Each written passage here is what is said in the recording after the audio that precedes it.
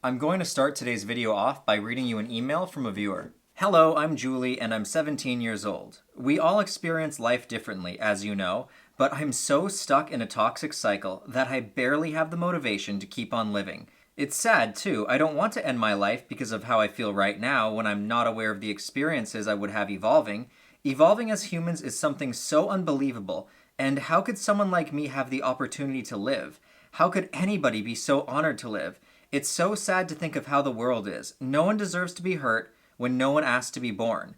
All I know is that love is important, and I feel that humans are very disconnected in today's society. I do support your views, and I'm willing to learn along with you. Well, Julie, a lot of us have been there. I used to beat myself up daily. I used to believe that I wasn't good enough for anyone, even when I was younger, a child growing up. I never thought that I was good enough for friendships. I was a pretty shy kid, and it took me many years to come to the realization that I'm just as good or just as bad as every other human being alive today. You see, we're very unique as human beings. We have the ability to recognize that there's two sides to every coin. There is always going to be a negative perspective, just like there is always a positive perspective, even in situations that may feel helpless at the time. You can only connect the dots looking back. Sometimes what at the time appears to be an absolute catastrophe, what appears to be the worst thing that could possibly be happening in your life, if you grew and if you learned the underlying message that might take you reading between the lines to see. In the future, looking back, you might say, wow, that car accident that caused me to lose my leg was actually the best thing that could have happened to me. There's always a way to see every event from two sides. It's very true, the classic, the saying when it says, do you see the glass as half full or half empty? I know all of this stuff looks great on paper and it sounds great when I'm telling you, but it's a lot harder to apply these philosophies than it is to preach them. When we're in these really negative states, sometimes it can be damn near impossible to talk ourselves out of it. And that's why sometimes what you actually have to do is just shut up and stop talking. What you have to realize is you don't necessarily control your thoughts.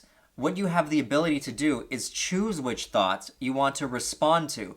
The mistake that a lot of people make is instead of decisively choosing which thoughts that they want to respond to and which thoughts they want to just wash over them and let go, they simply react on an emotional level to everything that comes at them. What you want to do is come to a place where you realize that you don't necessarily control your thoughts. We are bombarded with outside stimuli all the time. We're constantly having subliminal messages sent to us. We are conditioned by society in certain ways. A lot of the thoughts that we have aren't necessarily our own. We very much, on a real level, have been programmed by the society that we live in. And that programming is what controls which thoughts are going to arise and which ones are not. So what you can do is you can start realizing that ultimately you are not your thoughts. Ultimately, you are the awareness beneath those thoughts. As the awareness, you have the unique ability to decide which thoughts you want to follow and which thoughts you want to just let shoot right past you. I personally, on an emotional level, I go up and down a lot. Every day, I'm happy, I'm sad. My emotions move like a wave through me. And when I was younger, I used to react to this wave, and it would show as emotional mood swings, and I would be angry, or I would be sad a lot, and then I'd be happy, and I'd just be really up and down. I'm probably exaggerating it a little bit. It would depend on where I was in my life, what the waves were doing at the time. So I'm not saying I'm bipolar or anything. I'm just saying that I was very up and down at certain points in my life. And as I've gotten older, I've realized that these waves are completely natural. Sometimes I feel low. Sometimes I feel high. Sometimes I feel high. You don't necessarily have to latch on to the lows. You can choose to observe the lows, and you can realize that the lows are just as important as the highs, because sometimes you need to be at the very bottom of the tunnel. You need to hit rock bottom so that you can see how high you need to climb to just get back to where it used to be normal. Because then when you do climb back up to normal, all of a sudden normal feels fantastic. And you realize that you were not appreciating your life because you had high expectations. And now that you've just sunk to a new low, well, everything is relative, right? What used to be normal compared to that low is now high up. And the same problem can happen when you rise too high, when your ivory tower just grows too big. All of a sudden, it's extremely easy to drop back down to what used to be normal, what you used to be comfortable with, but now that normal is the new low because, again, everything is relative. So it's not healthy to focus on the lows, and it's also equally as unhealthy to necessarily always focus on the highs. I'm not saying that you should just be a robot and constantly be at like bzzz, like standard baseline. What I'm saying is you need to recognize when you should just sit back and become the observer of your thoughts, become the observer of your emotions, and when it's okay to follow a train of thought. Like, it's not always healthy to follow every thought that enters your mind. Ultimately, what you have to understand is there's absolutely nothing wrong with feeling bad. Unless you want there to be something wrong with feeling bad.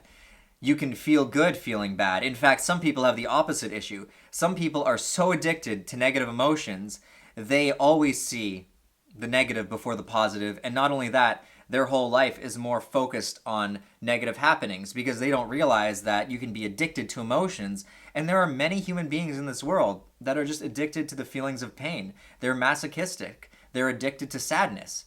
And whether it's my position to say if this is healthy or not, you can't really say at the time because, again, sometimes people have to experience a low to recognize what a high is like. And sometimes people need to recognize a low to see that just their baseline was phenomenal.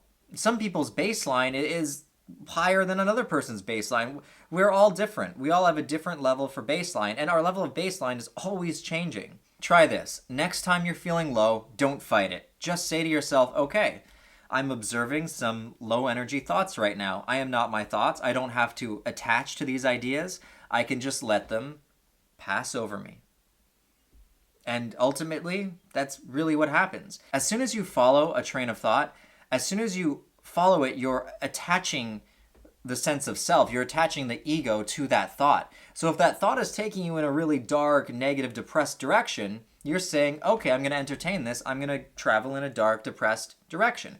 But if you just recognize that it is a dark and depressed thought, and you just let it pass over you, then it's just a matter of time until a more uplifting and lighter thought crosses your mind, and you can choose or choose not to follow that one as well. You said, all that I know is that love is important, and I feel that humans are very disconnected in today's society.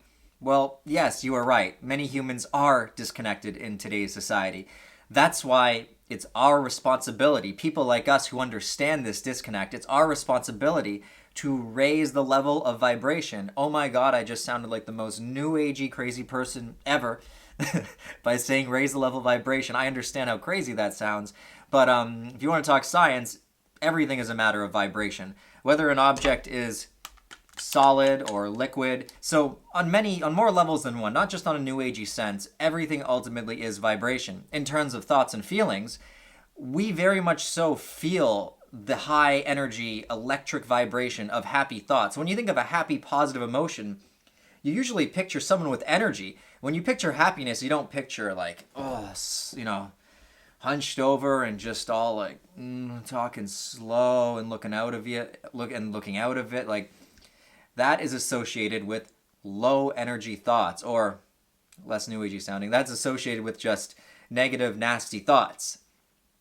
So even thoughts have a vibration on a physical sense. Thoughts are physical, and not enough people realize this. When you have a thought, it creates a direct emotional response, and emotions are caused by the release of peptides, which are molecular in their structure. Anyway, I'm hoping that something that I've said will resonate with you and that you can take something positive out of this video, or maybe something negative that you'll recognize as well. Both are equally as important.